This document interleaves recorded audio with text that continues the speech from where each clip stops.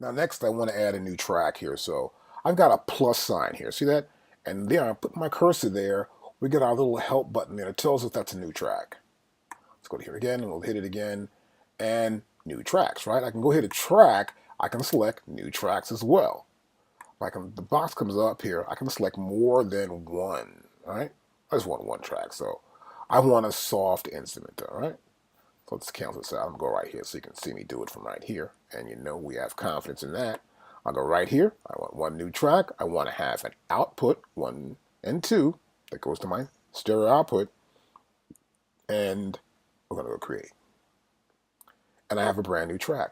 Now, once I make this brand new track, and it is a soft synth thing we're going on right here with, you can see it loads a classic electric piano, which is kind of the preset install.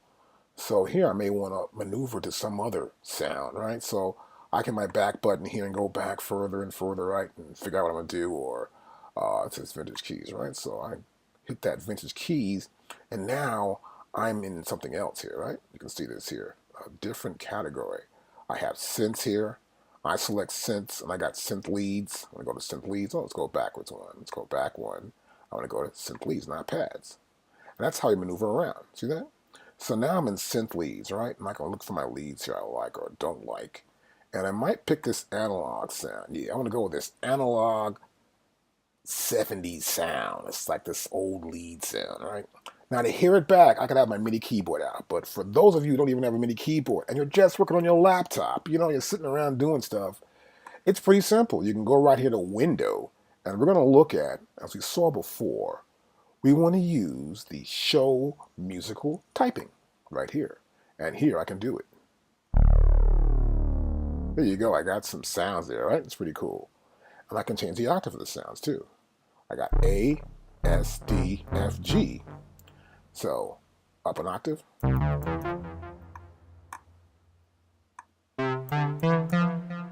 So we can change the octaves pretty cool. I'll put this down here out the way a little bit because I want to show you more about this one sound. Now here we have region, and that's the chip shot beat right there, right? This one right here. And so here I've got track for my analog lead, right? So here, as we can see, we've got some elements here. We've got our synth section. This is for the synth itself. And right here, we've got some effects. These are plug-in effects. And right here, some buses where some outputs are sent out. Now I'm going to close off the library a little bit. You'll see it a little better right here.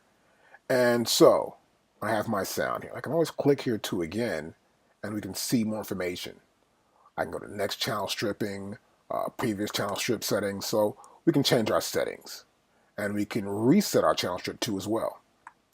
So this is our channel strip. Get that idea in your mind, a channel strip. We got a fader here. We've got our panning here. We got our read and don't read. This is for automation. We have stereo output. I can go to here and I can select my stereo output. Stereo output means we're going to feed this thing right here, which is our output. See, that's our output. Stereo out, this is the output here. This is the 1 and the 2. So I've got this retro synth going on, and I can play it. Now right here, to the left, I've got this on and off button. So I'm playing the keys now, nothing's happening. On and off button here, right?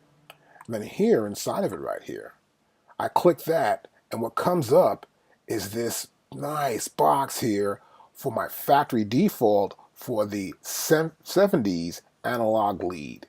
As you can see here, I can shape my sound, right? So we have 2 shaping knobs. We've got a mixer. I can mix the difference between one oscillator to the next oscillator. An oscillator oscillates back and forth. And then we have this, this is a shape module right here. We got vibrato here. So you can sort of mess with the sound a little bit, sort of tweak it out, find out what you think is going to work best for your sound. And I can play the sounds. I can adjust the mix also, with this chorus is going to be thick or not. Put the chorus back. Hold the sound down, apply effects. Mix between one and the other oscillator. It's kind of cool.